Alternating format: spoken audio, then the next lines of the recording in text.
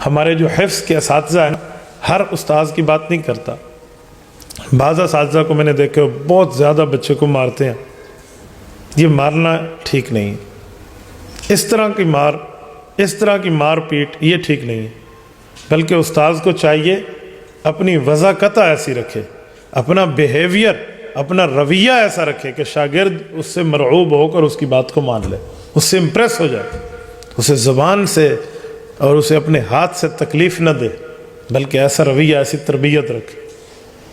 یہ جو ہم نابالغ کو مارتے ہیں نا اور ایک بالغ کو مارتے ہیں، اس میں فرق ہے۔ بالغ تو اپنی ماں چاہے تو معاف کر سکتا ہے، وہ اختیار رکھتا ہے، لیکن جو نابالغ ہے نا وہ چاہ کے بھی آپ کو معاف نہیں کر سکتا۔ فَإِنْ آنَسْتُم مِّنْهُمْ رُشْدًا فَادْفَعُوا إِلَيْهِمْ أَمْوَالَهُمْ کی شرح دیکھ لیں، نہیں کر سکتا، وہ تو کسی چیز کا مالک ہی نہیں ہے، لا یملک شیئا ہے، تو وہ سے آپ نے معافی مانگی پھر بھی وہ معاف نہیں کر سکتا، اس کے اختیار میں نہیں ہے۔ علماء فرماتے ہیں کل قیامت کے دن نابالغ کے حق کا حساب اللہ کے رسول وکیل بن کے لیں گے، اور جس کے خلاف رسول اللہ کی وکالت ہو مجھے بتائیں وہ بندہ بچ کے دکھائے قیامت۔ اس لیے مار سے نہیں، پیار سے۔ ایک بندہ مجھے کہنے لگا کہ ماریں گے نہیں تو وہ پڑھیں گے نہیں، میں نے کہا میں دو باتیں آپ سے پوچھتا ہوں، مارنا جس کی وجہ سے وہ پڑھیں، نہ مارنا جس کی وجہ سے وہ حافظ نہ بن سکے لیکن دیندار بنے، اس میں فرق ہے۔ حافظ بننا یہ مستحب ہے، کوئی واجب نہیں ہے، فرض نہیں ہے، لیکن آپ مارو گے یہ گناہ ہے، اور گناہ سے بچنا فرض ہے۔ آپ نے ایک مستحب کے حصول کی خاطر ایک گناہ کا ارتکاب کر لیا جس سے بچنا فرض تھا، بہت بری بات ہے، یوں نہ کریں۔ میں آپ کو سمجھانے کے لیے ایک بات سناتا ہوں۔ مسجد نبوی اللہ آپ سب کو لے جائے، مدینہ منورہ، اللہ آپ کی برکت سے ہمیں بھی لے جائے۔ میں مسجد نبوی میں بیٹھا تھا، ریاض الجنہ کے ساتھ چبوترا ہے جہاں اصحاب صفہ کا، اس دھرتی پر رسول اللہ کا پہلا مدرسہ، وہاں ایک چھوٹی سی کنات لگی ہوئی ہے، جو حضرات گئے ہیں وہ جانتے ہیں۔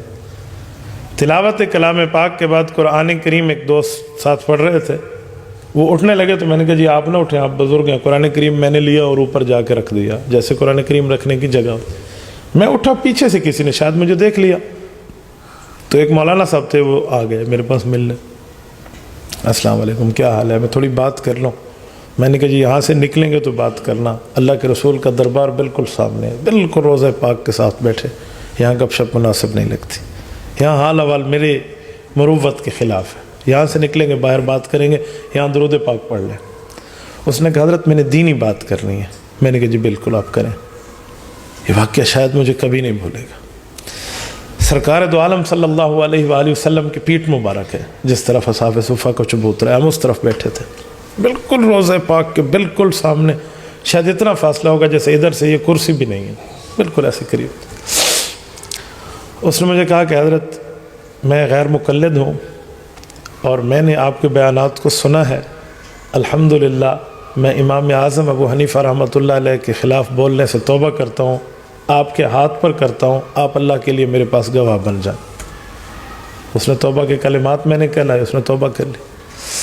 کہا میں غالباً فیصل آباد کا بتایا، میں قاری صاحب وہیں کا ہوں۔ میں نے کہا آپ کیا کرتے ہیں؟ کہتے ہیں میں بچوں کو قرآن کریم پڑھاتا ہوں۔ پھر اس نے بیعت کی درخواست کی، بیعت ہو گئی، سب کچھ سارا معاملہ۔ کہنے لگا شیخ مجھے ایک وصیت کیجئے۔ میں نے کہا عمل کرو گے؟ کہتے جی اسی لیے تو پوچھا ہے۔ میں نے کہا قاری بچوں کو بہت زیادہ مارتے ہیں، ہر قاری کی بات نہیں ہے لیکن اکثر تو ہے نا، آپ بچوں کو مارا نہ کریں، خصوصاً نابالغ کو، وہ تو معاف کرنے کی اہلیت بھی نہیں رکھتا۔ تو مجھے پلٹ کے کہتے ہیں شیخ آپ کیسے کہہ رہے ہیں؟ اگر ماروں گا نہیں تو وہ حافظ نہیں بنے گے۔ میں نے کہا میرے بھائی حافظ بنانا مستحب ہے اور گناہ سے بچنا فرض ہے، مارنا نابالغ بچے کو گناہ ہے، آپ گناہ کر رہے ہیں، فرض توڑ رہے ہیں ایک مستحب لینے کے لیے، کیسی بات کر رہے ہو؟ یہ تو وہی ہو گیا کہ آپ لباس اتار رہے ہیں صرف جراب لینے کے لیے۔ خدا کے بندے، بلا تشبیہ و مثال کہہ رہا ہوں، حفظ بہت بڑی نعمت ہے لیکن درجے میں حفظ کرنا مستحب ہے، کوئی واجب اور فرض نہیں ہے۔ گناہ سے بچنا تو فرض ہے۔ کوئی بندہ حافظ نہ بنے، ناظر خان ہو، صحیح پڑھنے والا ہو تجوید کے ساتھ، تو دیندار ہے، کیا مسئلہ ہے اس کے لیے؟ لیکن آپ بغیر مار کے پیار کے ساتھ بھی تو یہ مستحب کو حصول کر سکتے ہیں نا۔ کہتے حضرت مجھے آپ کی بات میرے دل کو لگی ہے، میں توبہ کرتا ہوں، میں آئندہ ایسے نہیں کروں گا۔ مجھے خوشی ہوئی کہ حضور پاک علیہ السلام کے دربار میں بیٹھ کے حضور پاک کے احکامات پہ عمل ہو رہا ہے۔ تو میں آپ اساتذہ کی خدمت میں بھی یہی بات عرض کروں گا، جتنا ہو سکے پیار سے۔ میں ایسے ایسے بندوں کو جانتا ہوں جو مار سے برگشتہ ہو گئے ہیں۔ میں ایک ایسی مشہور شخصیت کو جانتا ہوں جنہوں نے کہا میں قرآن کریم کا حافظ نہیں بن سکا، اس کی وجہ میرے قاری صاحب نے میرے منہ میں ایک اس طرح کوئی کیڑا تھا، یہ اٹھا کر ڈال دیا تھا کہ تجھے احدن ابدن کا جوڑ کرنا بھی نہیں آتا۔ یعنی آپ بتائیں وہ بچہ کتنا ہوگا جو نورانی قاعدے کا احدن ابدن پڑھ رہا ہے، اور اس کے منہ میں کیڑا اٹھا کے ڈال دینا۔ اور وہ بچہ کہتا تھا کہ میں نے اس وقت قاری صاحب کو کہا تھا کہ حضرت مجھے اس کیڑے سے ڈر لگتا ہے، اس نے وہی اٹھا کے میرے منہ میں ڈال دی کہ میں آج تک حافظ نہیں بن سکا۔ میں ایسے بندوں کو بھی جانتا ہوں، جس بچے کو منزل نہیں آتی تھی تو قاری نے اس کا کان کھینچا، یہ ہمارے ڈیرہ اسماعیل خان سٹی کا واقعہ ہے، کان کھینچا تو بچے کا کان اتر آیا۔